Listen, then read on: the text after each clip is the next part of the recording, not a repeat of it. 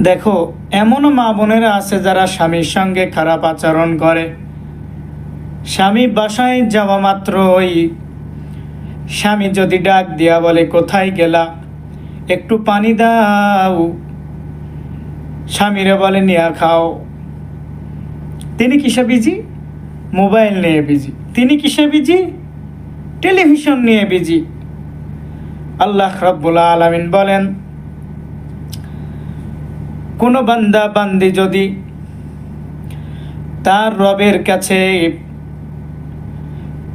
দিল খুলে আল্লাহ তাআলার কাছে চাই, আমার আল্লাহ তাআলা তার উপরে খুশি হইয়া দিতে দিতে তার জীবনের সব কিছু পূরণ করে দেয়।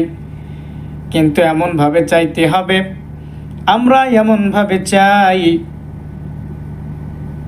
যেটা রবের কাছে পৌঁছাই নাই তো রব কেমনে দিবে রে বাবা। আল্লাহ রাব্বুল আলামিন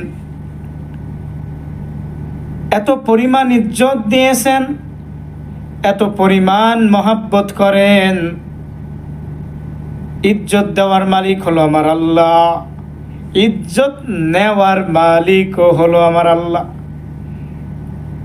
আজকে দেখো, যেমন স্বামীর সঙ্গে খারাপ আচরণ করে এমন নারী আছে না নাই? স্বামী যদি আসিয়া বলে, এক গিলাস পানি দাও, বলে নিয়ে খাও। কিসে বিজি? মোবাইল নিয়ে বিজি। কিসে বিজি? টেলিভিশন নিয়ে বিজি। স্বামীর সঙ্গে খারাপ আচরণকারী মহিলা জান্নাতে যাবে না। স্বামীকে মহাব্বত করো, স্বামীর সঙ্গে উঁচু গলায় কথা বলিও না। মায়ার নবী আমার রাহমাতাল লিল আলামিন আম্মা জানদেরকে নিয়ে কঠোরতম কিছু কথা বলছেন।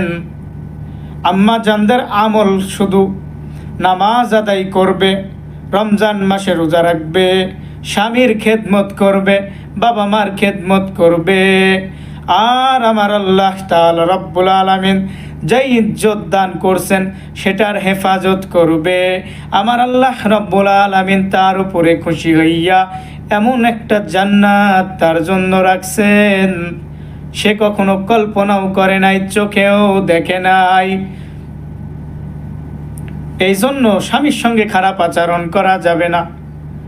1 নম্বর গেল। 2 নম্বর, এখন দেখা যায় হেজাব পরে পর্দা করার পরেও নাচানাচি টিকটক আমার বোনেরা করে।